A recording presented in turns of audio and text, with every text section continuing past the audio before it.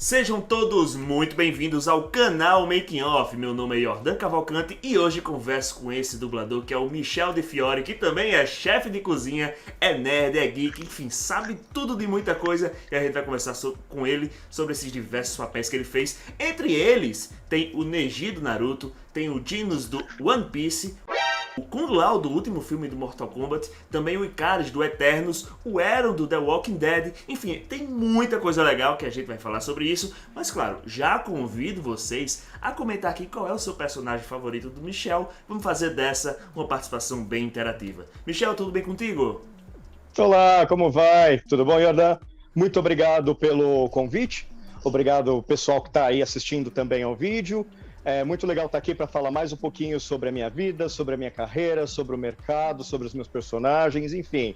Estou abrindo a porta aqui da minha casa para falar com vocês também. Estou aqui em casa, né? Então, como dá para ver, meio bagunçado aqui ainda. Mas estou aí. Vamos ver o que espera. Vamos tornar isso aqui bem divertido, bem interessante. Tamo aí. Eu acredito que você faz parte de uma geração que já entrou na dublagem sabendo que era dublagem, ao contrário de outros antigos que foram pegos de surpresas sobre o que é isso, essa arte e tudo mais. Me fala um pouquinho de como foi essa tua entrada na dublagem, como foi que essa arte entrou na tua vida. Tá, na verdade, sabia sem saber muito bem, mas sabia, não caía ali por acaso. Na verdade, o que aconteceu, eu comecei a fazer teatro em 98, né, eu ainda era muito novinho, em 98 eu estava com 9 anos, mais ou menos, acho que era isso. E caí sem querer, nunca tinha pensado em ser ator, né, nunca tinha pensado em desenvolver um trabalho como ator, né, nunca tinha pensado em ser famoso. E aí, foi o momento em que eu comecei a fazer teatro, fui fazendo algumas montagens na escola, algumas montagens em trabalhos da prefeitura, daqui onde eu moro. E aí foi uma época em que a internet estava começando a ter um pouquinho de força aqui no Brasil. Eu sou da época que a internet realmente era um campo para ser capinado, né? Tinha muita coisa ainda que a gente não imaginava que seria possível. Nesse mesmo momento, muita coisa começou a se falar sobre dublagem na televisão. Foi o momento em que a gente estava saindo dessa transição dos animes, principalmente por causa da Manchete, e tendo uma distribuição para outros canais abertos. E eu achei interessante essa coisa, eu tenho o lado geek, né? Lia muitas revistas, né? Nunca fui fã de quadrinhos especificamente, mas eu sempre li muita revista sobre anime, sobre mangá, né? E eu comprava aquelas revistas para desenhar e comecei a achar aquilo muito interessante, comecei a visualizar algumas coisas no meio dos conteúdos. E aí eu comecei a perceber e comecei a criar na minha cabeça que existia personagens com a mesma voz. E aí eu comecei a falar, poxa, é verdade, personagem X e personagem Y têm a mesma voz. Porque eu olhava e vinha lá o nome do dublador na revista, e aí eu falei, caramba, que coisa interessante. E aí eu fui meio que procurar entender o que era realmente a dublagem. Até esse momento eu sabia que não era um desenho falando, por exemplo, né, no caso do desenho, mas não sabia exatamente como aquilo funcionava, não tinha me despertado interesse, né? Que é muito parecido, por exemplo, uma coisa. As pessoas normalmente ainda têm uma resistência muito grande para falar sobre dublagem, né? Abrindo um parênteses. Ah, não assisto filme dublado, não gosto, não é cult, não é bacana. E aí, a partir do momento que você fala, eu sou dublador, a pessoa abre, né, um tipo, nossa, mas que coisa diferente, nunca conheci um dublador, como é que isso funciona? Né? E cria-se um interesse e se faz. É engraçado porque mexe com o emocional inconscientemente. E aí, eu comecei a pegar essas revistas, comecei a procurar e falei, cara, quando eu era criança, eu alugava filmes na locadora, e minha tia trabalhava numa locadora, então eu tinha o benefício de ficar com VHS por semanas, né? E eu assistia tanto os mesmos filmes que eu decorava as falas dos filmes, e cada vez que um amigo meu ia em casa, eu repetia para mostrar, criança chata, sabe? Para mostrar que eu sabia as falas, e que eu sabia, né, o filme inteiro. E aí eu comecei a perceber, falei, cara, isso é uma profissão, isso é um trabalho, isso é muito parecido, né, com o que eu tenho feito, é um trabalho artístico, sei lá, quero fazer isso. E aí eu comecei a procurar, na época existia uma coisa chamada lista telefônica, que era um bloco amarelo mais ou menos desse tamanho, que você folheava e procurava o endereço, telefone de um determinado comércio. Fui lá no setor de dublagem, tinha acho que 6 telefones lá, liguei para tentar procurar, descobrir ali como é que funcionava essa parte da dublagem em si, né? E aí, acho que uns dois desses telefones tinham cursos, né? Comecei a falar, ok, vou fazer um curso. Só que nessa época eu tinha de 10 para 11 anos, então era uma coisa muito complicada. Eu moro, mais ou menos 22 quilômetros do estúdio mais perto. Então, meus pais trabalhavam, eu não tinha muito como ir para essa coisa. Eu falei, cara, eu vou embarcar nessa loucura com 10, 11 anos. Então, o que que passa na cabeça de pai e mãe? Essa bobeira, é perda de tempo, é fogo de palha, vai fazer alguma coisa que dá dinheiro, trabalho artístico não dá grana, enfim. Sei que eu fiquei nisso, que eu juntava dinheiro de lanche, na época com R$ 1, a gente comia muito bem na escola, né? Então eu levava todo dia R$ 1, R$ 2 para a escola para comer, eu guardava esse dinheiro, não comia, e fui guardando. E aí eu fui montando minha caixinha e tal, comecei a falar que eu queria fazer isso, então aniversário, Natal, eu ganhava um dinheirinho e tal, comecei a guardar esse valor para que eu pudesse fazer o meu curso.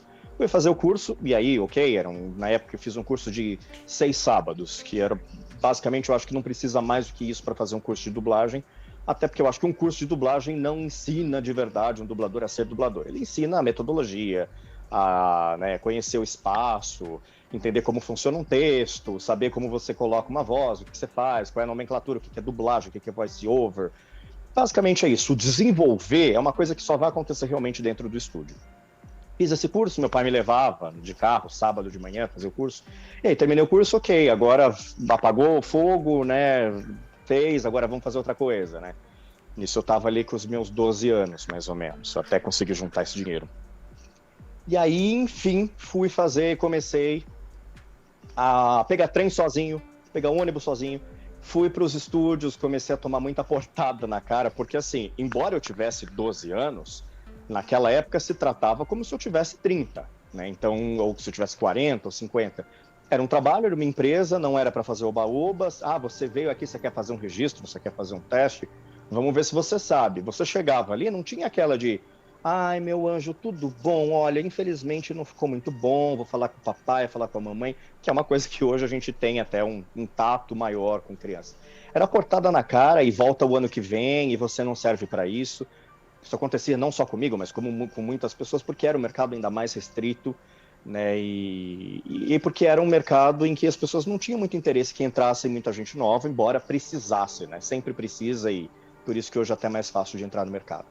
Bom, fui lá, tomei portadas, fiz registros, fiz testes, comecei a ser chamado para pequenas coisas. Não sei dizer se nesse momento, por dó, por talento, mas eu comecei a ser chamado. E aí fui fazendo coisinhas pequenas, das coisas pequenas fui indo para outros estúdios, diretores me indicando para outros lugares. E aí, sim, cheguei no mercado e fui ficando e trabalhando pouco e conciliando com outras coisas. Eu estudava, eu tinha meu período de escola, eu tinha o teatro, né? Às vezes, teve uma época que eu conciliei em 2005, conciliei o trabalho da dublagem, junto com 5 peças ao mesmo tempo, mais grêmio de escola, mais... Como eu fiz isso? Não sei. Eu acho que eu consumi toda a minha energia que eu tinha daquela época e da vida inteira e fui sugado por mim mesmo. Mas fiz. Eu me formei na escola, fui fazer uma outra faculdade, porque, claro, como qualquer trabalho artístico, a gente não tem uma grande segurança, uma eterna segurança. Né? Fui cursar gastronomia nesse momento, que era uma coisa que eu sempre gostei, eu sempre cozinhei em casa.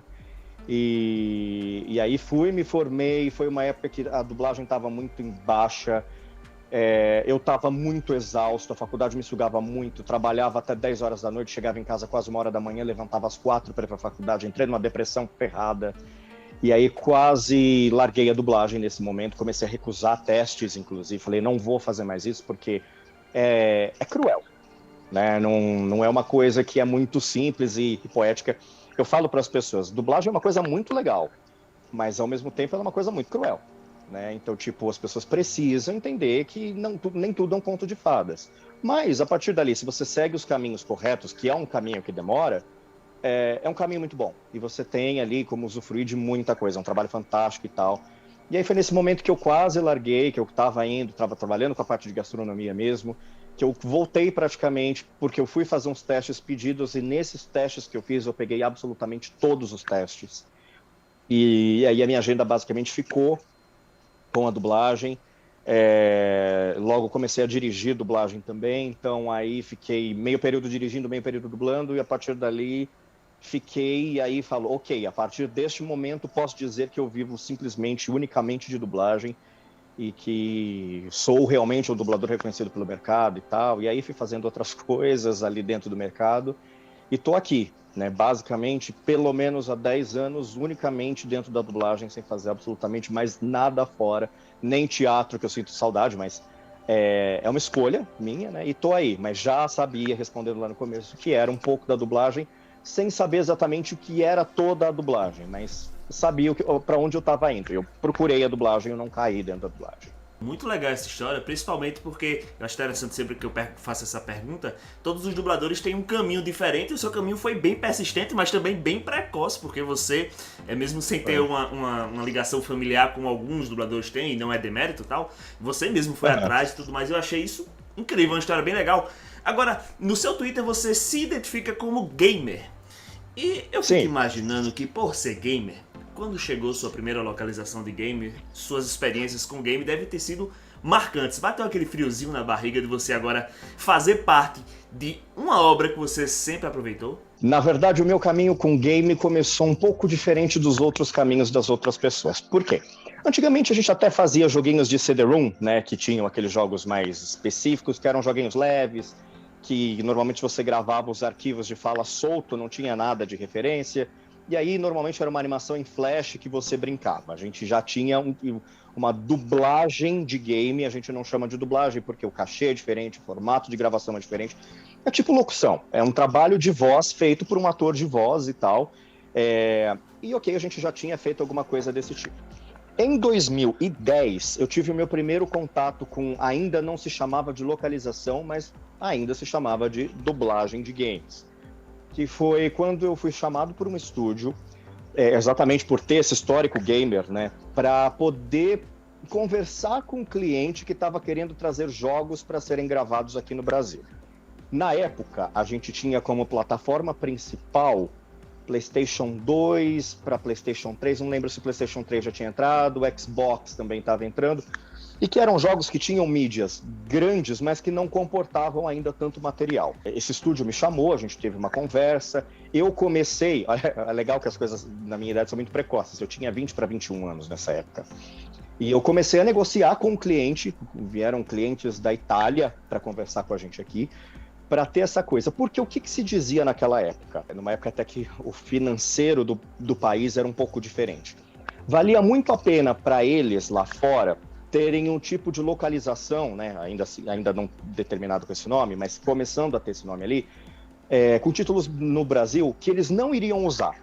Né? Por exemplo, mídias de jogos que já estavam lançados e que talvez eles fizessem localizações para deixar isso arquivado para, numa futura geração, por exemplo, um Play 4, naquela época, eles terem a possibilidade de inserir isso gravado, e porque era um custo muito barato, custo muito acessível para eles naquela época. Então eles mandaram para a gente, na época, 4 games para se fazer demos, mandaram alguns trailers, mandaram alguns projetos para a gente começar a fazer isso. Enfim, esses projetos foram o meu primeiro contato com a direção. Então eu dirigi alguns trailers, dirigi algumas gravações dessa localização. Na época não era feito como a gente faz hoje, que é o sistema, né, de tela, por localização mesmo de arquivo. A gente, nesse caso, tinha o vídeo, a gente tinha o roteiro, então dava para fazer isso em lip sync, e frases perdidas a gente gravava aleatoriamente. Então, nesse primeiro momento eu comecei a gravar, fiz todo esse projeto, enfim. Aí a gente gravou alguns projetos, os clientes eles vieram aqui para o Brasil, acompanharam, fizemos reuniões com eles, e aí depois teve algumas mudanças, houve algumas interferências externas, a gente acabou não dando seguimento com esse trabalho. Outro estúdio acabou fazendo com outro diretor e tal. Não sei qual foi o argumento na situação. Não foi qualidade, porque a qualidade era muito boa. Muito provavelmente foi uma questão de preço. Talvez fosse mais acessível para o outro estúdio, e para a gente tinha um orçamento muito baseado no que estava sendo feito na Europa naquela época. E meio que parei, mas ali eu já estava meio que engatando para a direção de dublagem. Então dali eu pulei e tal, e maravilha. Pouco tempo depois, começou de fato a ser feita a localização, né? Até eu lembro que o meu primeiro trabalho em localização foi com esse mesmo cliente, já no outro estúdio, que foi um joguinho desses de tipo Não é exatamente do Kinect, né? Mas porque tem o Kinect teve o PS Move, mas era uma coisa mais ou menos assim, para você jogar com essa interação meio que 3D do negócio ali, né? E aí, de fato, quando começou a ter os games, por exemplo, pro PlayStation 4, pro Xbox One, a gente começou a ter grandes produções e a grande maioria ser dublada, né? Ou ser localizada, aí sim a gente teve um grande impacto. Para mim é muito intenso, é muito legal, eu gosto muito. Embora seja um processo completamente diferente de dublagem, cada título a gente fica naquela expectativa. Porque tem projeto que eu gravei que eu não faço ideia do que era. Eu entrei, gravei, coloquei a voz com um personagem, nome fictício, né? Posso chamar ele de, sei lá, Antônio, né? E aí você grava as falas, você tenta, né? Eu, por exemplo, que sou gamer, tento ver, tipo, conheço esse personagem, deixa eu ver se é... Se a gente fala Mario e Luigi, por exemplo, você vai saber que é um Mario, né? Mas, tipo, exemplo, né? Mas aí fica, putz, deixa eu ver se é alguma... Não conheço nenhum nome, então provavelmente não é nenhum dos jogos que eu conheço, né? E eu acho que é sempre essa grande surpresa. E, eventualmente a gente consegue, sim, informações. Tem games maiores que eles chegam e falam, ó, a cara do personagem é essa, você vai fazer isso, e maravilha, né? Mas normalmente você só tem a guia de voz do ator original e é ali que você tem que se basear. Então é muita atenção de ouvido e um bom desempenho vocal para tentar diferenciar, porque diferente da dublagem até com as permissões de quantos personagens a gente pode fazer, você tem a questão de que na criação do game, na localização de voz, às vezes o mesmo ator pode fazer, sei lá, 8 personagens. E ele vai diferenciar. Então, um personagem ele vai fazer com uma voz mais no nariz e falando mais devagar e com uma coisa assim. O outro ele vai fazer com a voz mais impostada, mas ainda falando devagar. E de repente chega um que fala super rápido, mas que fala com uma voz mais seca. E você vai ter que acompanhar o cara. Então, e aí, esse é um critério, por exemplo, para você ser selecionado para fazer aquele tipo de personagem, né? Alguns são testes, outros a empresa acaba já optando pela gente, outros eles acabam mandando a voz para o cliente escolhe o perfil de voz que ele quer, mas é sempre uma grande surpresa. Então, eu acho que essa parte do deixa eu tentar descobrir o que é, né? Eu tenho feito alguns games agora entre o final do ano, começo do ano, muito legais, mas esses eu sei quais são, tipo, coisas perto do que eu gosto, então, tipo, uau, não vejo a hora de chegar, de falar, e principalmente de conhecer, porque eu não conheço o rosto dos personagens, né? Por exemplo, quando eu gravei o Days Gone, o O'Brien, eu basicamente só conheci o rosto dele com todo mundo, né? Mesmo gravando assim por mais de um ano, porque eu acho que o Days Gone a gente gravou por mais de um ano, entre picadinhos, né? Que a gente cada vez que voltava para gravar um batch. Ele afeta o sistema nervoso e o sistema linfático e está acelerando exponencialmente.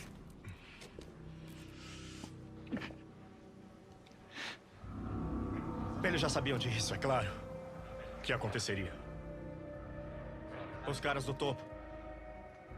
Por isso foram cuidadosos, sigilosos. Estão vindo. E pra ti é estranho quando tu tá jogando com um personagem que tem tua voz e tu escuta uma fala assim, oxe, sou eu? Hoje não mais, né? 20 anos de carreira depois, eu acho que já não mais. Mas o estranhamento vinha desde a época que eu assistia dublagem, né? E eu sou muito crítico, né? Então aquela coisa, as pessoas já têm aquela coisa de, não gosto de ouvir minha voz gravada, não gosto de ouvir minha voz no WhatsApp, né? Eu vim igual, não fugi a regra a isso. Mas eu acostumei, né? E eu vivo disso, então paciência, eu vou ouvir a minha voz cada vez mais e espero ouvir a minha voz cada vez mais. Mas é legal. Agora, quando é um jogo, por exemplo, que eu tô jogando grande, você faz aquele negócio tipo... Bem, mas é engraçado porque de uns tempos pra cá, o meu pai joga, né? É muito engraçado porque o meu pai tá com 51, meu pai joga. Eu acho isso incrível. E eu aprendi a jogar com meu pai, eu vim da convivência do meu pai. Então é engraçado que agora, por exemplo, meu pai joga o Assassin's Creed e de repente ele manda no grupo da família, tipo, olha lá o Michel. E aí vem um trechinho filmado de um diálogo meu. Então é uma coisa que veio acontecer, vou dizer pra vocês, agora. E mesmo eu trabalhando com isso, cara, da data que a gente tá gravando hoje, amanhã exatamente eu completo 20 anos de carreira. Então, tipo, é uma coisa agora, mas assim, também essa coisa foi um trabalho de abrir mente mesmo, de entender o que era dublar. Mas é muito legal, né? Eu gosto, né, dessa coisa de, putz, é minha voz que tá ali e é uma obra que tá ali e vai invadir a casa de tanta gente. Hoje não só estão a casa de tanta gente, quando você vê, você tá dentro de um videozinho viral dentro do TikTok, por exemplo, né? Ninguém paga direito autoral nenhum pra gente, mas usam. Enfim, e aí, tipo, é legal, porque é um trabalho, né? Daqui a pouco, se eu não estiver aqui, sei lá, né? Ali ficou. Eu quero deixar alguma coisa para que as pessoas acompanhem. Não sei como que isso vai envelhecer, se bem ou se mal. Se eu vou olhar para isso daqui 10 anos, vou falar, nossa, que merda, podia ter feito de uma forma melhor. Como eu olho algumas coisas que eu fiz há 10 anos, e tipo. Mas tá ali, existe uma obra, isso faz parte de algumas coisas, então é muito engraçado, é aquela coisa de você chegar depois do final e você tá num evento com o Marmanjão do teu lado, que tá, sei lá, 5 anos mais ou que você fala, pô, cara, você fez parte da minha infância, você olha e fala, eita, fiz parte da infância, o cara com a filha no colo, ok. Vamos envelhecendo, né? O cabelo branco vai aparecendo e tal, mas a gente já fiz parte de algumas gerações. Isso é muito legal, isso é muito gratificante, porque, sei lá, é um serviço público que a gente acaba fazendo também. Agora, como gamer, você pegou um personagem, na verdade, de um game, mas que foi pro filme, que é o Kung Lao do Mortal Kombat. E a gente sabe que Mortal Kombat é uma das franquias mais conhecidas dos games. E aí, quando a gente tem um personagem tão conhecido, que tá desde o segundo jogo, que é muito conhecido da galera e tal, também bate aquela responsabilidade, porque como gamer, você tá entregando sua voz a um personagem de muita importância. Tem aquele sentimento de responsa também? Tem. Cara, o Mortal Kombat foi uma coisa muito engraçada, né? Quando ele chegou, o Diego Lima, que dirigiu o filme, ele sabia que eu era muito fã do filme. Então ele falou assim, olha, conversei com o cliente me deu autorização para te dizer que esse título tá aqui e eu quero que você me ajude com o filme.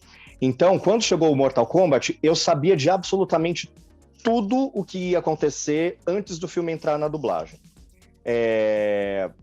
Eu não lembro se a gente gravou... sim, a gente gravou primeiro. Então, a primeira coisa que chegou pra gente foi o trailer.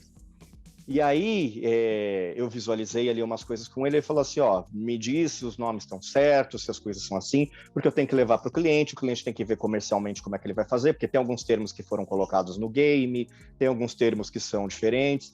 Eu falei, ok, para eles decidirem o que eles querem colocar, porque eu, pessoalmente, mudaria algumas coisas, exatamente por questão de ser muito fã. E eu nunca tinha participado de Mortal Kombat em absolutamente nada, nem de animação, não fui chamado para o game, não fui chamado, então, tipo, era uma experiência muito bacana, e até então eu não sabia se eu iria ou não fazer o filme. Né? Era uma coisa que precisaria ver se seriam testes feitos, então, se eu vou para um teste, por exemplo, eu vou com mais, no mínimo, 2 pessoas para saber, e eu posso não ser aprovado.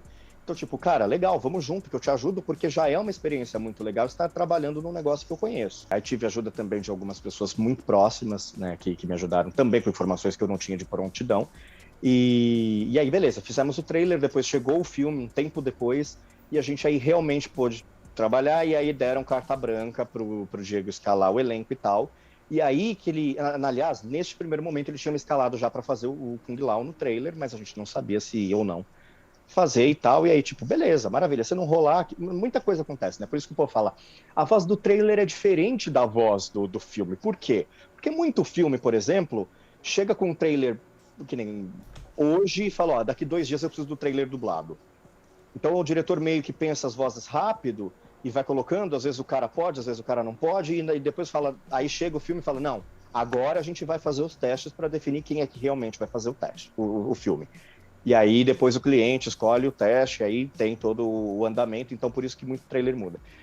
E aí quando depois eu soube que eu iria de fato fazer o Kung Lao, foi maravilhoso, porque aí, ok, chegou o script preliminar, a gente leu, viu o que era para falar, os termos, os nomes e tal, tem coisas que a gente concordava, tem coisas que a gente discordava, mas que o cliente optou falar de uma certa forma, porque já tinha sido dito em algum game ou em alguma série, e tudo bem, funciona, nada que de repente não funcionasse.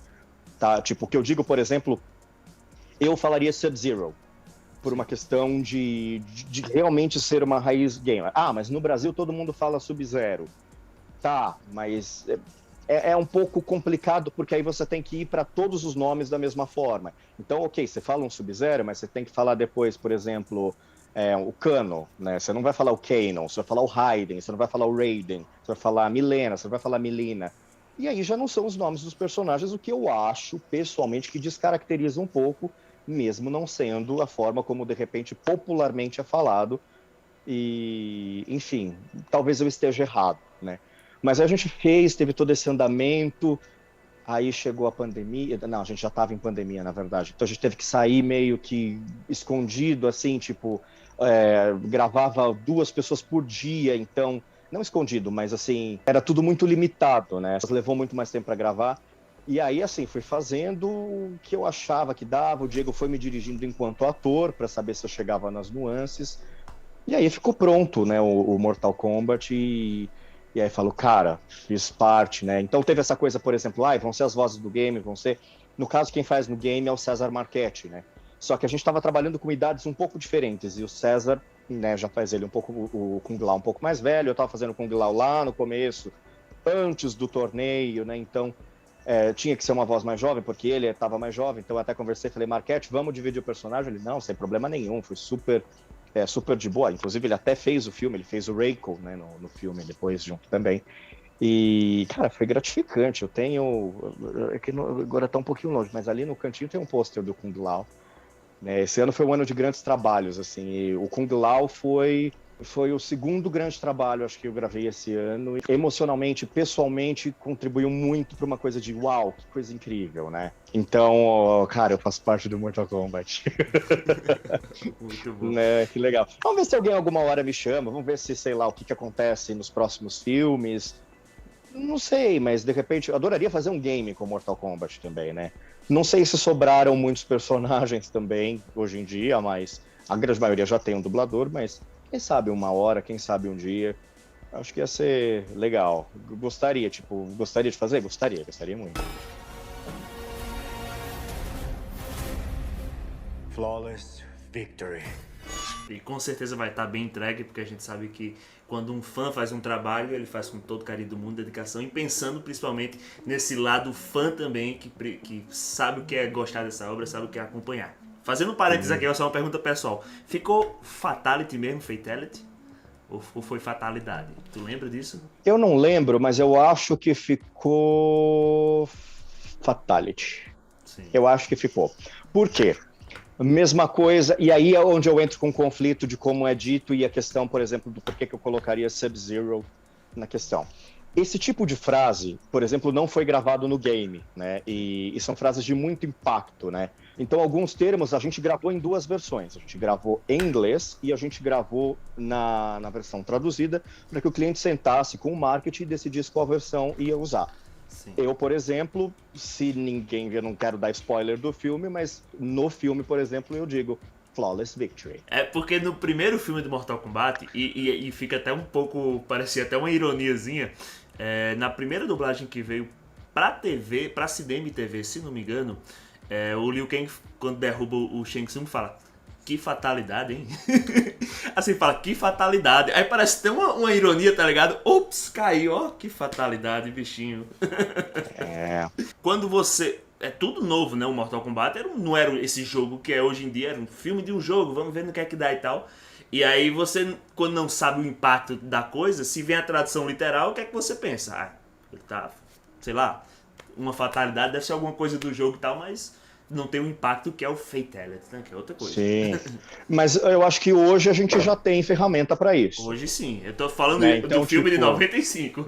Sim, não, eu digo porque assim, eu encontro como espectador, não quero desrespeitar o trabalho de ninguém, mas assim, como espectador, né, como conhecedor exatamente, em ambas as versões e em todos os filmes existem erros graves de tradução. Sim. Né? Então, tipo, mas assim, gravíssimos, e que ok, de repente para a época era uma coisa diferente, não tinha internet, não tinha pesquisa, de repente não era o perfil de trabalho. Hoje a gente, por exemplo, tem uma coisa muito de o diretor dirigir um trabalho de um determinado perfil. Eu, por exemplo, nunca dirigi, mas poderia dirigir Masterchefs, poderia dirigir esses programas de confeitaria, porque é uma coisa que eu gosto, uma coisa que eu conheço, mas acabou não vindo e beleza. Mas assim, se chegar, muito provavelmente, dependendo na casa onde eu dirijo hoje, talvez venha para mim. Né? É uma coisa que, de repente, eu tenha mais perfil do que os outros diretores, e tudo bem, porque tem diretor que vai dirigir programa de super-heróis americanos, que vai entender melhor do que eu, e tá lindo, porque o cara vai fazer um bom trabalho, né? Que naquela época não tinha. Mas acho que hoje a gente já tem que tomar cuidado um pouco com essa coisa como responsabilidade de quem está responsável ali, tanto o dublador quanto o diretor, de entender basicamente um mínimo do que você está fazendo, e se alguma coisa soar muito estranha, você fala, opa, peraí. Né, eu sempre digo que teve um filme, por exemplo, que não é um filme desses, que tinha um diálogo que o personagem falava, em casa eu tenho os zumbidos na floresta. Né? E aí depois eu fiquei com aquilo, nunca entendi, mas ok, o diálogo fez parte, um dia eu fui assistir esse filme no original. Em casa eu tenho o Buzz e o Woody. Uau! Tudo bem, passa, errou, mas aí quando você olha... O problema é o seguinte, o problema é que depois está legendado. E a hora que você vê na legenda, se a legenda passar uma rasteira na dublagem, ferrou. Mas cada vez mais a gente tem que tentar reduzir esse tipo de coisa pro espectador, entendeu? Tem que ter uma responsabilidade. Enquanto diretor, eu posso ter cometido erros, sim. Hoje, por exemplo, com streaming, dependendo se escapa alguma coisa para Netflix, por exemplo, que tá errado, é ótimo que eles já mandam a gente redublar. Tipo, olha, foi uma coisa errada. A Netflix já manda de volta, a gente faz aquele pedaço e devolve para a Netflix. Mas tem coisas que ficam eternizadas. Vou contar uma coisa, por exemplo, Gotham. Não sei se as pessoas perceberam, mas isso foi uma coisa que eu fiz errado, não foi problema meu, mas eu deixei passar enquanto eu estava gravando. Em Gotham, vocês podem, se vocês prestarem atenção, existem duas versões dessa mesma cena, porque quando a gente dublou essa cena para Globo, a gente corrigiu. Quando eu gravei a segunda temporada do Gotham, que foi a temporada em que eu entrei, substituindo o Fábio Lucindo, e que eu fiz depois dali o Jerome até o final, existe uma cena em que o Cameron Monaghan tá brincando com os loucos no Arkham, e que ele tem eles estão brincando de roleta russa. E a frase no original, ela soava exatamente dessa frase. How's the boss?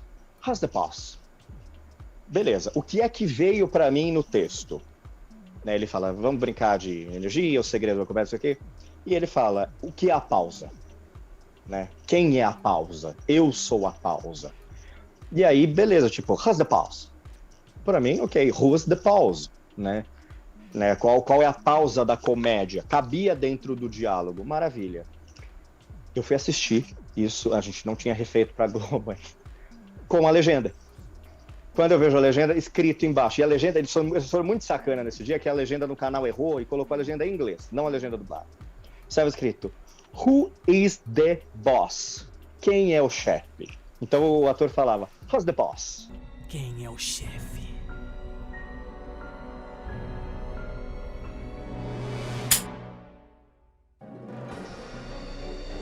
Eu sou o chefe.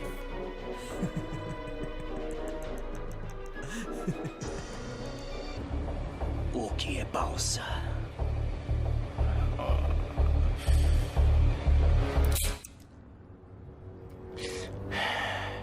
Eu sou a pausa.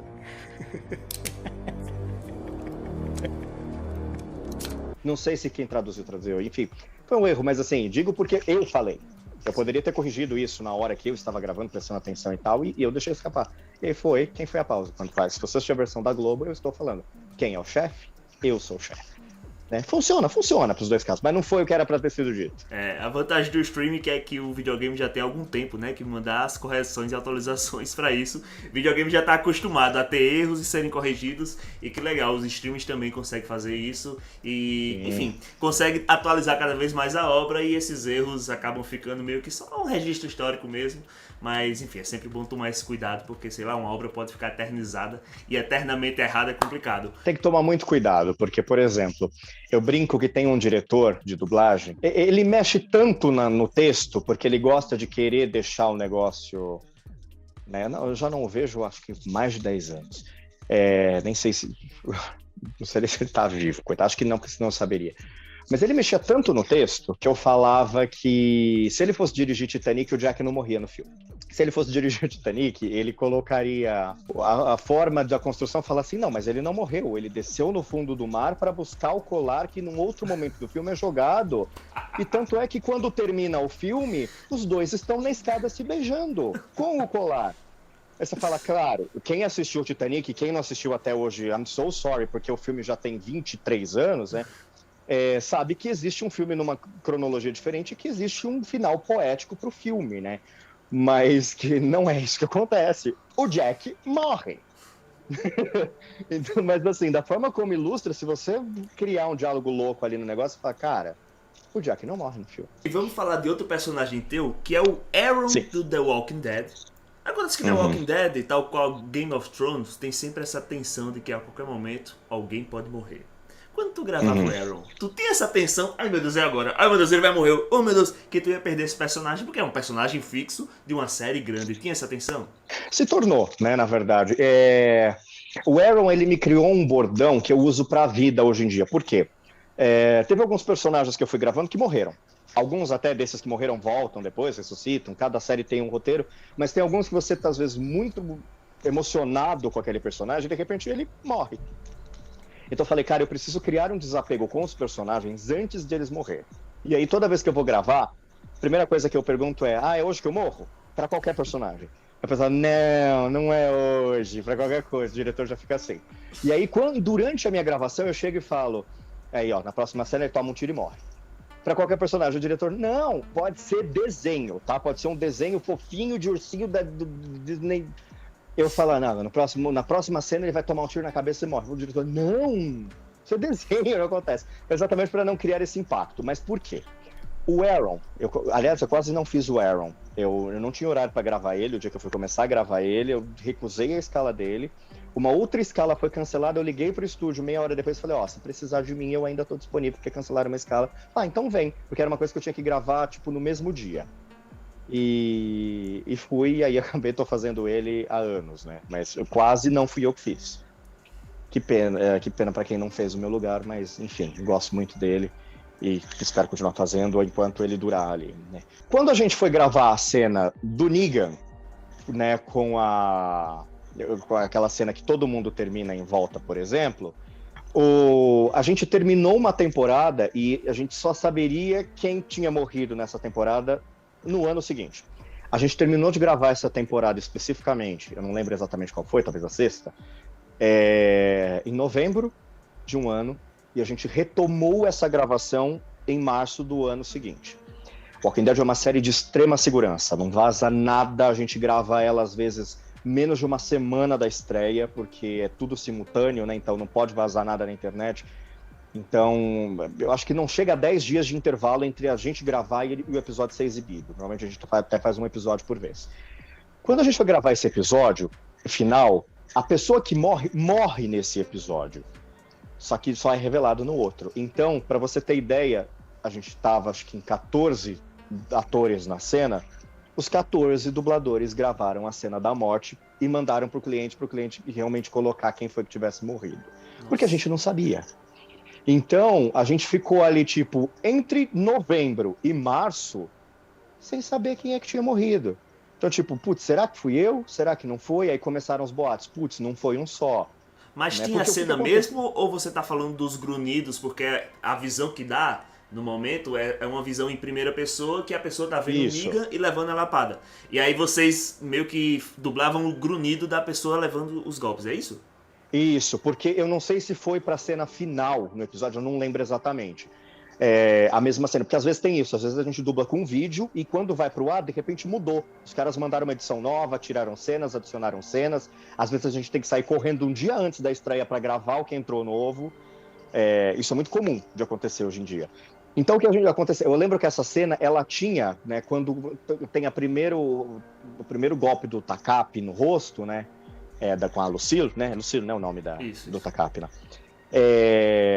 Entrava um black, entrava uma cena preta que a gente não sabia se na hora do episódio iria exibir ou se a gente não tinha essa informação. Porque, por exemplo, Walking Dead a gente grava em tom de sépia com uma imagem muito embaçada, com muita tag na tela, que a gente basicamente não enxerga o personagem, que é uma coisa de questão de segurança exatamente para não vazar.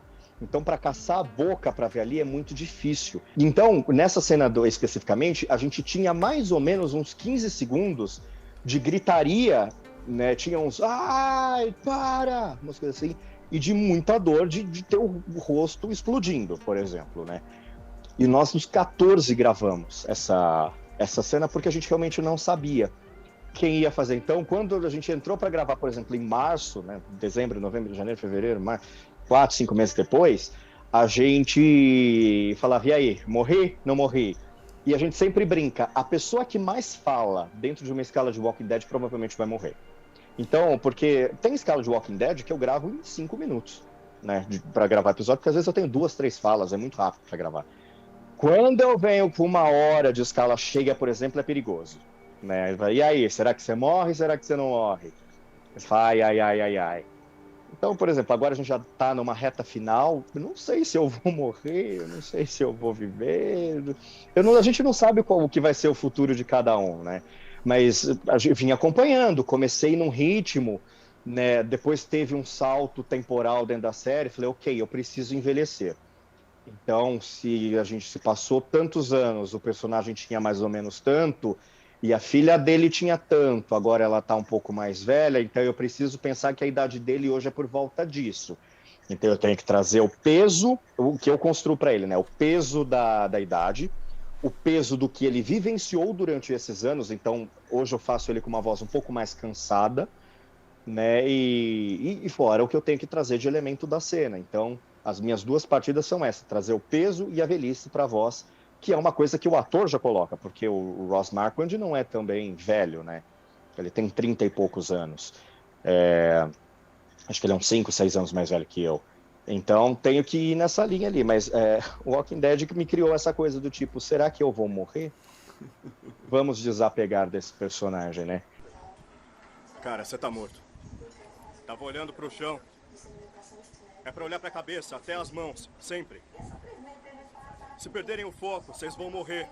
Bem, pessoal, se você está assistindo agora em 2023, 2024, saiba que saiu recentemente a 2ª temporada dublada do One Punch Man e você empresta a voz para o Genos, que é um personagem muito legal.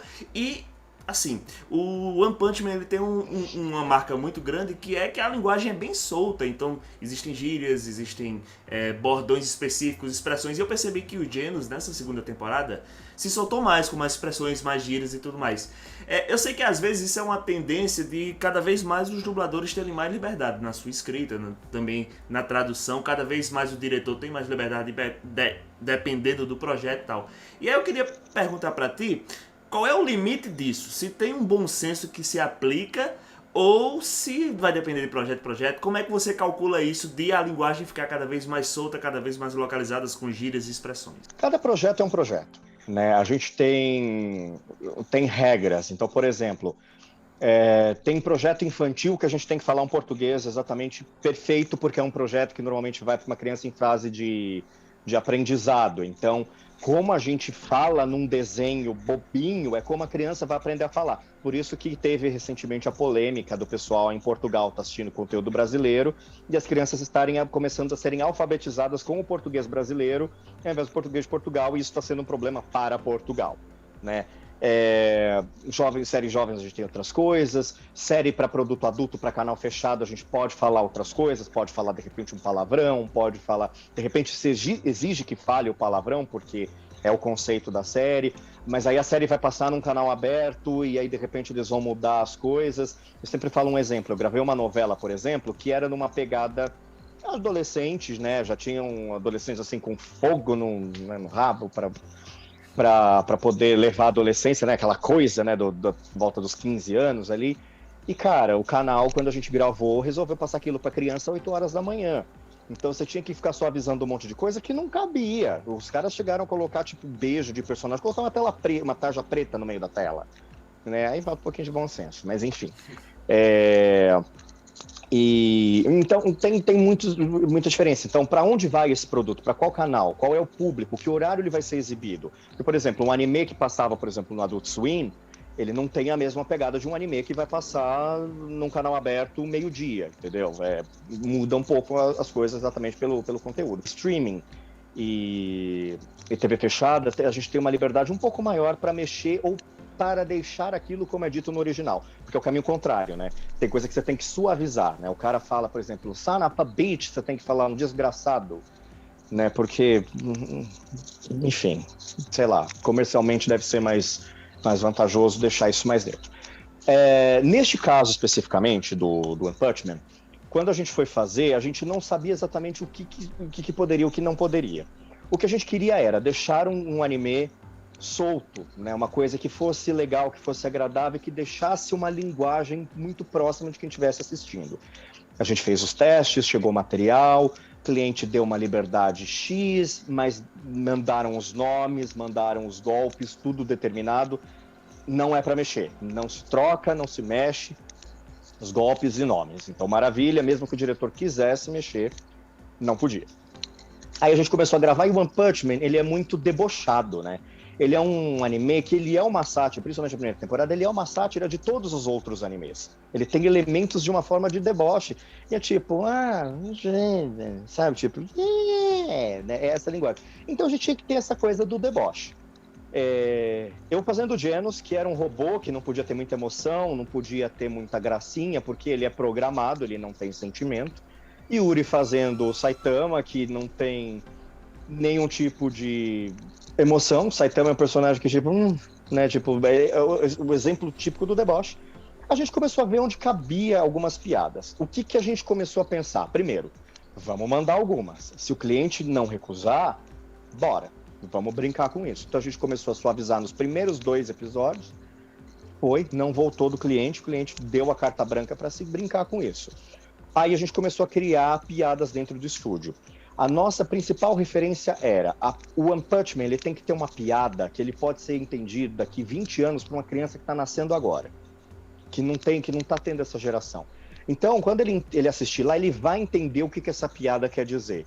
É tipo, poxa, chegou lá no, por exemplo, o Genos fala, né, o porteira de maquete, você vai entender que é porque ela é uma pessoa pequena e não porque é uma gíria. Porque a gente tinha muito medo, receio de usar meme, né, de usar frase, por exemplo, que era momentânea, não dava, por exemplo, soltar um já acabou Jéssica, até dá vontade, mas um me segura Berenice, sabe, umas coisas assim, mas porque é uma coisa que daqui a pouco não vai fazer muito sentido, porque não é a realidade de uma geração. A gente vai rir por aqueles paizões e tiozões idiotas, e a molecada que nasceu agora e que vai estar com seus 15 anos em 2035, vão fazer, qual que é a graça disso? Então as piadas, elas têm que fazer sentido, né? O cabeça de ovo, você vai olhar a cabeça Saitama, você vai saber quando for qual é a referência e tal. Na segunda temporada, a gente já estava sabendo como é que funcionava o perfil, então a gente deu umas soltadas de deboche. Eu continuo não podendo fazer muita coisa com o Genos, porque o Genos continua sendo um robô, mas o Genos começou a ficar levemente desaforado, então coloquei algumas coisinhas ali, sutis para brincar e tal, embora os outros ainda continuaram brincando um pouco mais com as piadas.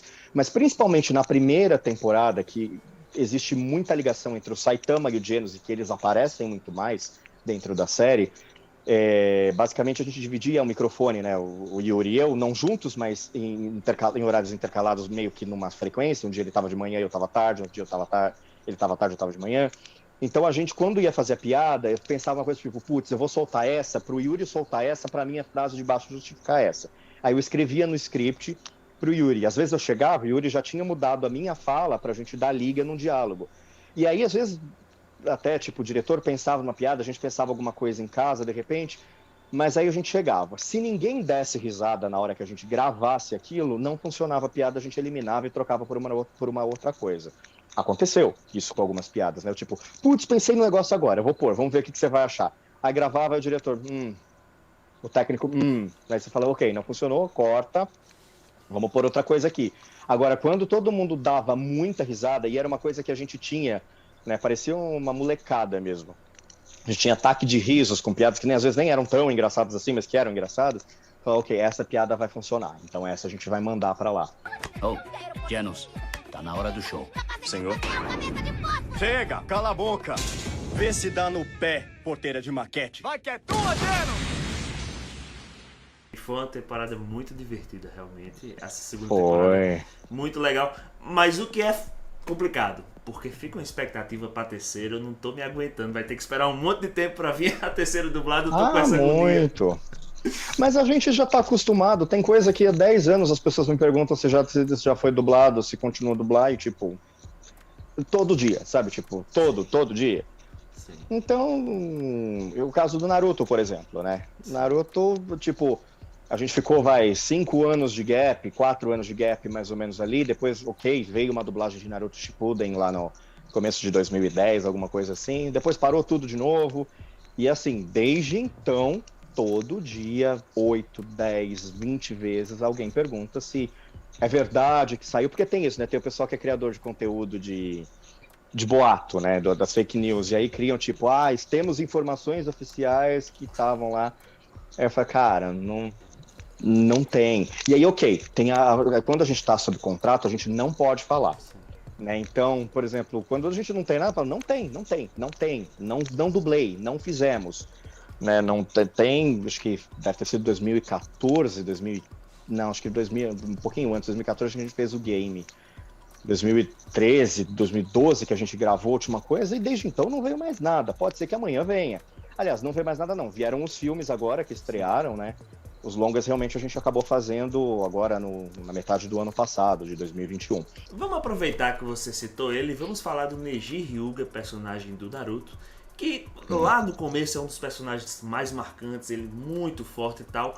E é claro, quando chega um anime aqui, fica essa expectativa, será que vai fazer sucesso, será que não vai? O Naruto fez muito sucesso, eu atribuo também a dublagem que trouxe essa localização e a passou em TV aberta, isso fez com que muitos fãs tivessem acesso. Mas quando chegou o Neji pra ti, deu pra prever que seria esse sucesso todo, como você disse? Até hoje o pessoal pergunta se veio dublado um anime de muito tempo atrás. Deu pra prever esse sucesso? Mais ou menos. A gente tinha uma ideia, era já um anime que era muito comentado, né? Exatamente, que a gente ainda tinha essa coisa da internet, naquele comecinho, revistas ainda tinha uma circulação muito grande, então, tá chegando, vai vir, muita gente já assistia por torrent, né, por emule, casar, baixava isso, né, comprava na Liberdade, né, no bairro da Liberdade, ou pela internet. Internet acho que nem vendia tanto, era mais difícil, né, a gente trocava até CD por carta, por gravado e tal. Né, mas as revistas faziam esse grande boom. Então, cara, é mais um anime que tá bombando, que o mangá tá rodando, então, legal, vamos ver o que vai acontecer. Né? E aí, quando veio, a gente ficou numa expectativa e a expectativa aconteceu. Né? Com muita coisa positiva, muita coisa negativa. Ali foi para mim, por exemplo, foi uma fase muito importante que a gente gravou acho que em 2006, Naruto. Foi um degrau para eu começar a ser conhecido, por exemplo, para os fãs de anime. Meu nome começou a circular de uma forma já não mais como um novato dentro do mercado. Né? Tem coisas ali dentro do Naruto que eu assisto hoje e falo, meu Deus, eu devia ter feito de uma forma completamente diferente, porque eu tava cru para fazer aquilo lá, né? Mas ok, que viraram frases épicas e que viraram coisas que fazem parte de uma cultura e que, ok, legal também, para mostrar até dentro da minha história e é uma coisa que eu acho bacana, que o dublador não começa perfeito, né? E ok, foi acompanhando, porque o Neji a gente cresceu junto, né, dentro dessa transição do Naruto pro Naruto Shippuden. Então foi muito bacana. Mas eu acho que era um sucesso que era previsto. Potencialmente a esse sucesso, e ao sucesso que foi a dublagem, a gente tinha uma base de haters muito grande naquela época. Porque era aquela coisa do não cult, né?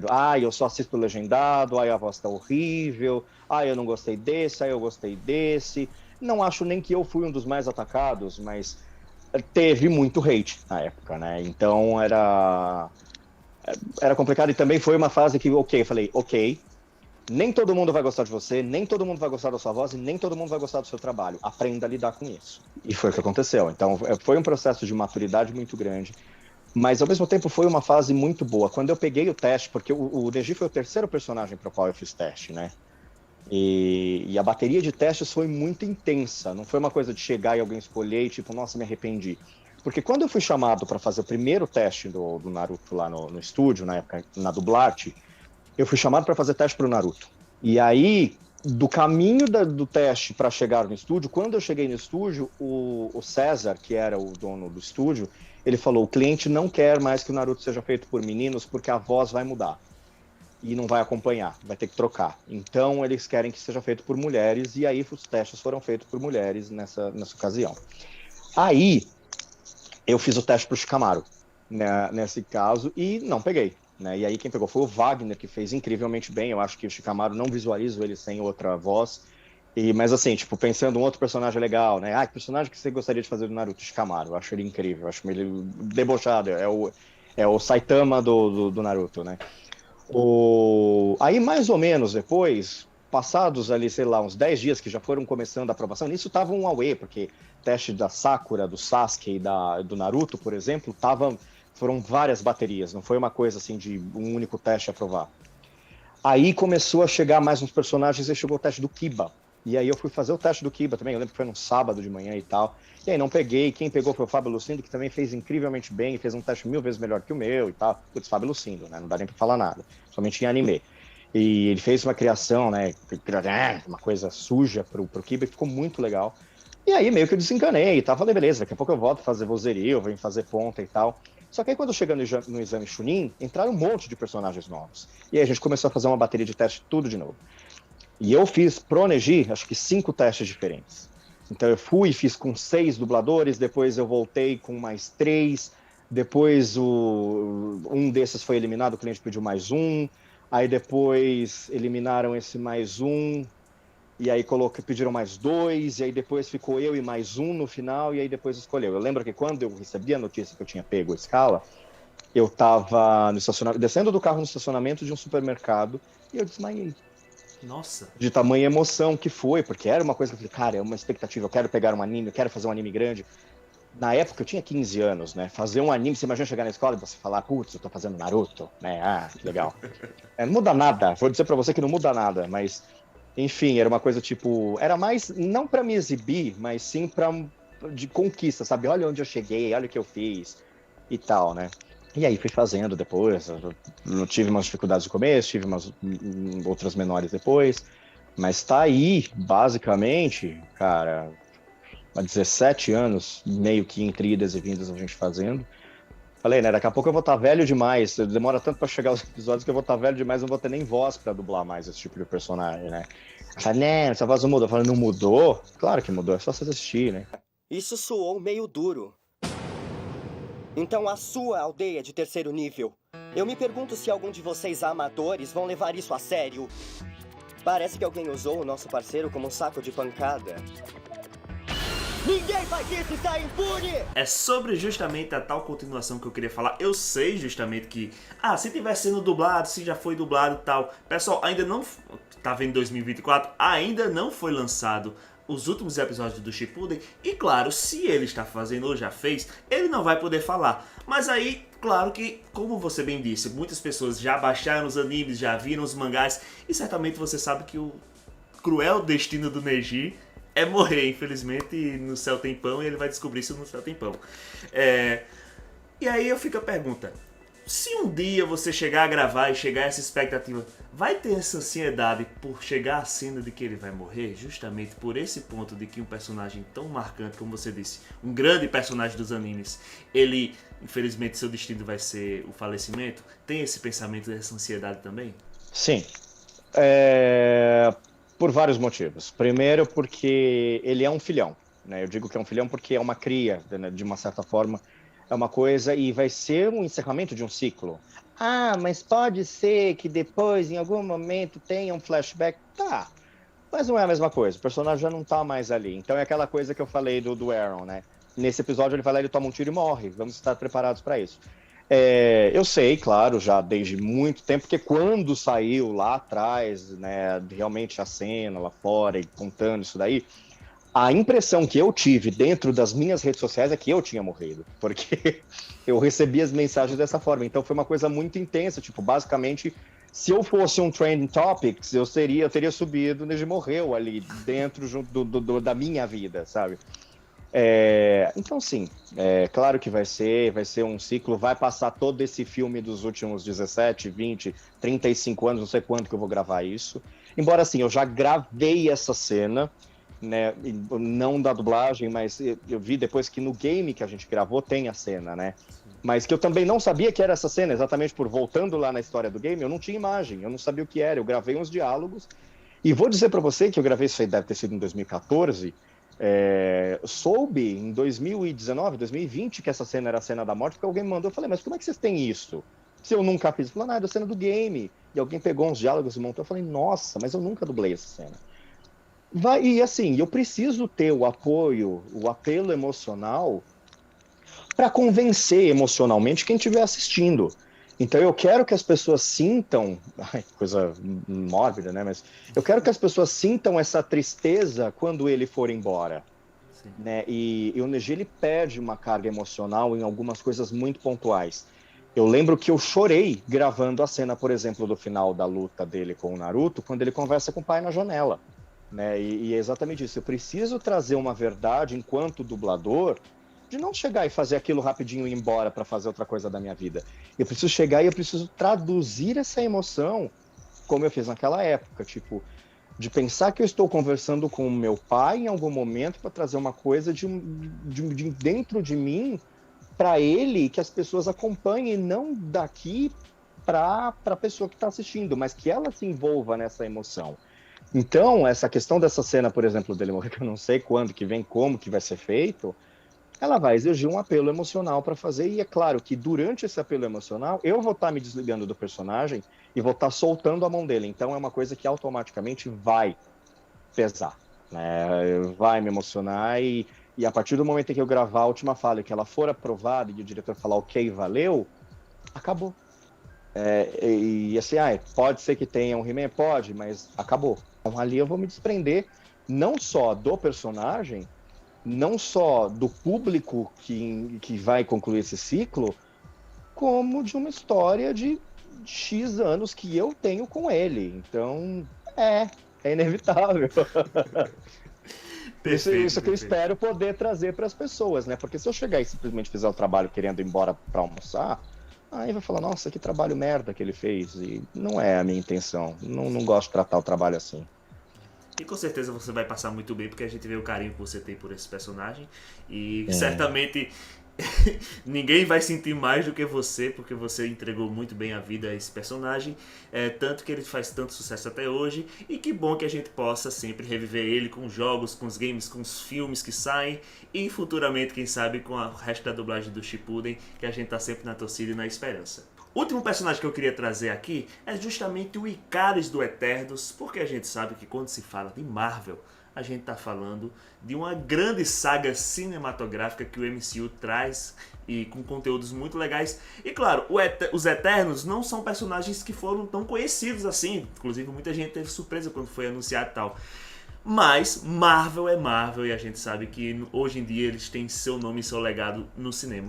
Me fala de como foi pegar esse personagem, se foi teste e quais são as expectativas, justamente porque a gente sabe que MCU é um negócio gigantesco, né? Bom, começando pela expectativa, a gente não sabe o que vem. Vou dizer pra você que eu só descobri o que acontecia no filme o dia que eu assisti o filme no cinema.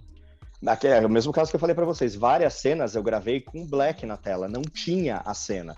Tinha uma referência de áudio ou alguma coisa que veio pra gente fazer em cima, porque realmente teve cenas que a gente só viu no cinema. Talvez o diretor tenha assistido quando ele estava gravando no último vídeo, mas durante a captação, não, a gente não teve. Cara, foi uma montanha-russa muito grande essa questão do Eternos. Eu acho que foi uma das coisas assim que você fala assim, ok, prepara e vai, porque o negócio vai demorar 2-3 anos para desenvolver.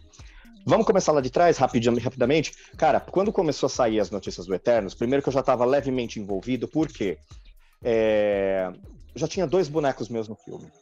Só que o primeiro que saiu foi o Kumail Nanjiani, né, que fez o Kingo. E eu dublava já ele em alta no Silicon Valley, né, numa outra série.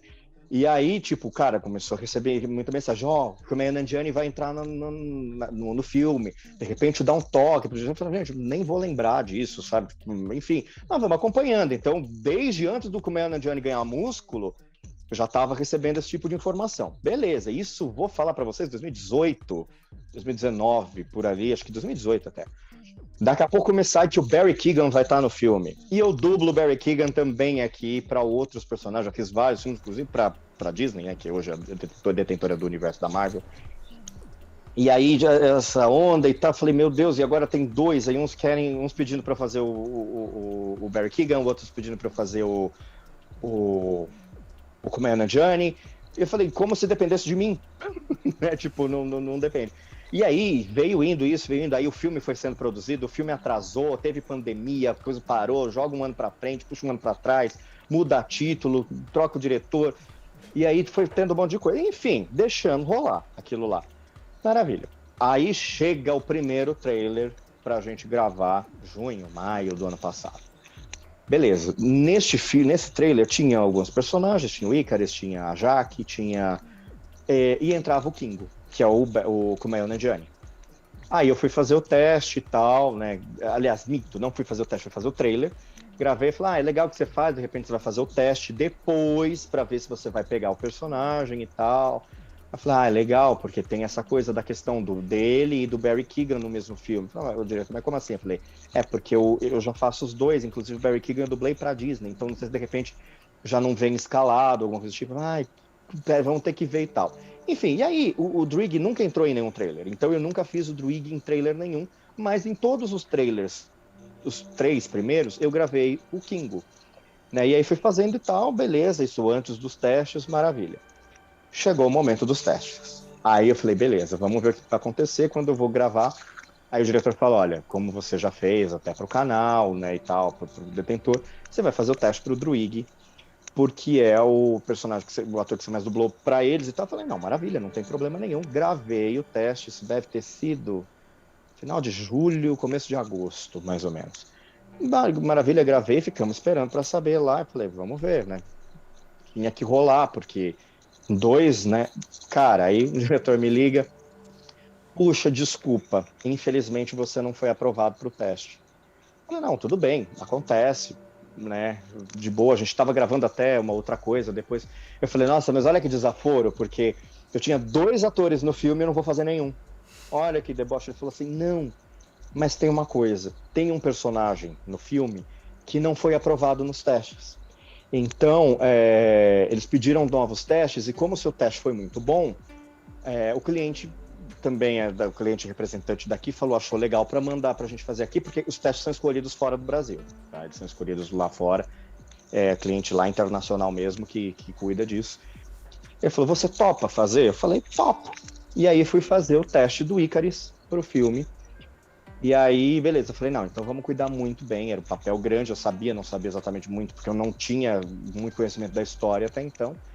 Mas aí fui, assisti, peguei bem a nuance, sabia quem era o ator, né? Então vi que era o Richard Madden, dei umas assistidas assim nos programas para ver como ele falava, qual era a entrega de registro dele e tal. E aí a gente começou o teste, falou, o cliente quer mais ou menos um perfil disso. Ele quer um perfil heróico, quer uma coisa, presta atenção no original. E aí fiz o teste para ele. Só que aí foi o momento que eu falei, cara, agora eu preciso pegar, eu quero pegar, eu vou pegar. Porque era isso, tipo, cara, eu tinha 2 bonecos, não vou fazer nenhum. Como assim, né? E aí fiz o teste, fiz um bom teste, e aí passou. E aí ficou aquela coisa de não sair os personagens. Já tinham metade do elenco, já tava gravando o filme. E eu, ai meu Deus do céu, eu comecei a não dormir de noite de ansiedade. Eu começava, eu preciso, ou eu pego ou eu não pego, pra eu poder, ok, vamos levar, uau, peguei. E aí, e exatamente por isso eu falei, tem que ser muito rápido, porque o elenco já estava gravando. Por exemplo, a Bruna Mata já tinha gravado a Cersei no filme, né? E eu ainda, esperando para saber se eu ia pegar o teste. Tanto que eu fui, acho que o penúltimo dublador que acabou o filme. Aí teve um dia que o Fábio, né, o diretor do filme, me ligou, eu estava dirigindo dublagem. Ele falou assim, você pode falar? Eu falei, tô dirigindo, mas posso, né? Me mandou pelo WhatsApp, né? Aí ele falou assim, não, sem problema. Era só para te dar os parabéns, Icarus. Eu falei, putz, peguei. Ele falou, pegou e tal, maravilha. Aí fui fazer o filme, a gente tinha, sei lá, acho que 8 horas de gravação para fazer o filme, eu devo ter feito em 5h30 no filme, né? A gente vendeu muito bem, muito legal, a equipe trabalhando lá, muito incrível. E aí, beleza, aí comecei a fazer os trailers, né? E até como muita coisa já é tirada do próprio diálogo do filme, aí o pessoal começou a estranhar um pouco e tal. Aí no dia da pré-estreia tive que mexer um pouco a agenda, decidi ir ao filme 5 horas da tarde, porque uma sessão começava às 7. Né? Então dei uma corrida, fui e entrei para o universo Marvel. E aí o que vai acontecer depois, só assistindo o filme para saber, e mesmo assim a gente não sabe muito bem para que caminho vai. Eu queria que você deixasse esse mundo em paz, sem saber sobre o despertar. Mas eu falhei. Já que não devia ter te escolhido. Marvel é sempre isso, a gente nunca sabe pra onde vai, nunca sabe quando vai voltar, se foi, mas fica a indicação sempre, galera, assista Eternos, assista esse universo magnífico, porque tem a voz do Michel, e quem sabe mais pra frente vão ter outros projetos que o Icarus também vai aparecer, e a gente fica na expectativa. Enfim. Eu acredito que sim, sinceramente eu acredito que sim, mas como, em que momento, se vai ser antes disso, se vai ser depois, o que vai acontecer, Eu realmente não sei, mas foi bem legal. Eu acho que essa montanha-russa que aconteceu durante esses 2 anos, principalmente mais intenso nos últimos 6 meses, foi muito uau, vamos ver. E foi legal, porque eu recebi, por exemplo, elogio do cliente. Cara, é maravilhoso receber um negócio desse. Você faz, ai, tô fazendo um negócio bem feito, porque no final das contas, o que importa é que o público tá assistindo. O meu ego, né, o que eu penso, o que eu... Cara, isso na verdade morre pra mim, não surte muito efeito, né? Posso fazer um trabalho bosta e achar que tá maravilhoso, e o que importa é lá fora, né? Mas aí tem o lado emocional, né? E, cara, foi muito legal ter esse tipo de informação, assim. Vamos agora para o nosso ramo logo. Um livro. Pequeno Príncipe. Um personagem de game. Chris Redfield. Um vilão de anime. Um vilão de anime, Ryan Biril. Um universo fantástico. Minha casa. Um sonho. Eu queria poder cantar muito bem. Eu acho que vai combinar com essa próxima pergunta, que é a pergunta aleatória. Se você tivesse que trocar suas habilidades na cozinha e na atuação por qualquer outra no mundo, que você seria muito bom, qual você escolheria? Seria cantar? Olha, se eu fosse muito bom, talvez eu trocasse pra cantar. Pronto. Queria ser um popstar, mas eu teria que ser muito bom nisso, porque eu acho que eu não trocaria, não. Eu gosto muito bem do que eu faço. E faz muito bem. Esse foi Michel de Fiore. Michel, muito obrigado pela tua disponibilidade, por essa conversa muito informativa e muito legal. Eu queria primeiro agradecer demais e depois deixar esse espaço para você fazer sua despedida aqui do pessoal. Primeiramente, antes de qualquer coisa, eu quero agradecer, né, o convite por estar aqui. Eu acho sempre muito legal a gente ter a oportunidade de vir aqui, falar um pouco do mercado, falar um pouco da carreira e principalmente dividir o nosso lado humano com as pessoas. Eu acho que isso é muito bacana, né? Eu não me considero um dublador popstar, né? Eu não sou aqueles dubladores que são muito seguidos e que são muito debatidos na rede, né? De vez em quando algumas pessoas até chegam e falam assim, mas não conheço seu trabalho. Procure conhecer, tem muita coisa bacana, não só porque eu fiz, mas porque as séries são boas mesmo. Então é legal, porque a gente troca experiências, e eu digo isso não diretamente para mim, mas porque a gente tem excelentes dubladores que às vezes são tão anônimos e que são tão incríveis que valeria muito a pena serem conhecidos e serem reverenciados, porque são maravilhosos de verdade, fazem com coração, se entregam na arte, e é incrível. Então, antes de qualquer coisa, eu agradeço o convite por ter me chamado, por ter tido interesse em me convidar para cá e me dar esse espaço para falar sobre tudo isso, trazer esses personagens também que são ligações que eu tenho e que, na verdade, conectam com outras pessoas e que vão para a casa de outras pessoas e, por meio deles, a minha voz invade a casa dessas outras pessoas, ou o fone de ouvido, sei lá o que elas estão usando para assistir, ou nos videogames, ou nos celulares, ou nos trailers. Enfim, tem muita coisa, assim. Queria agradecer quem está até aqui, até agora, acompanhando, né, esse vídeo, ouvindo o que eu tenho para falar, de repente que não dormiu, não teve um soninho, não deu uma pescadinha, piscou para o outro lado. Obrigado pela atenção, obrigado mesmo. O meu trabalho enquanto dublador, ele é feito para as pessoas, então se é uma coisa que não chega, se não toca as pessoas que estão assistindo, é um trabalho que eu fiz errado, e as pessoas são consumidoras, afinal de contas, né, de um produto. Então exijam que as dublagens sejam muito bem feitas, exijam que as dublagens sejam bem representadas, e que isso realmente satisfaça quem está assistindo num produto tão bom quanto se estivesse acompanhando no original, ou até melhor, se for possível. Né? Agradeço a oportunidade de tanta gente que fez o meu trabalho acontecer e que faz o meu trabalho acontecer. Eu não consigo chegar onde eu cheguei sozinho, né? A gente não consegue chegar sozinho. I can't make it alone. Então, agradeço sempre essas pessoas também. Eu não gosto da palavra gratidão, porque eu acho que ela meio que banalizou, né? Ela ficou uma coisa tipo, qualquer coisa gratidão. Mas eu sou muito grato de coração e de forma honesta às pessoas que fizeram esse trajeto de criarem o Michel para dentro dessas coisas. Fora isso, claro, me ajuda a crescer, me ajuda a dar espaço para eu poder também continuar trazendo as coisas. Então, me segue lá no Instagram, @MichelDiFiore, tudo com I, tá? Di Fiore, tudo com I. Também no Twitter, Michel Fiore, esse sem o Di, porque essa conta é antiga, faz tempo. Lá no Twitter você me ouve falar coisas mais sem filtro, no Instagram a gente vê mais coisas sobre trabalho. Espero de verdade que vocês tenham curtido, espero de verdade que o canal tenha curtido, e obrigado, e a gente tá aí, sempre que precisar eu tô aí.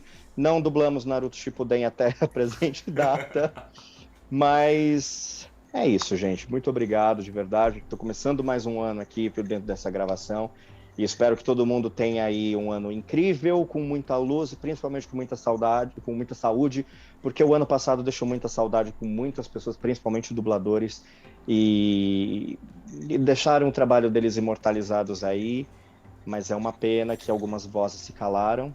Enfim, tenho muito a agradecer, principalmente até por estar vivo, né? E é isso. Obrigado. Então é isso, pessoal. Se gostou, deixa o like, compartilha e se inscreve no canal. Lembrando, isso ajuda muito, é de graça e não vai fazer nenhum problema para você. E as redes sociais do Michel estão aqui na descrição. Clica e vai acompanhar o trabalho dele. Não vá pedir áudio, vai mandar abraço, vai mandar carinho, vai elogiar o trabalho dele, que é muito legal. Um forte abraço a todos. A gente não pode mandar áudio. Um forte abraço a todos e até a próxima. Valeu!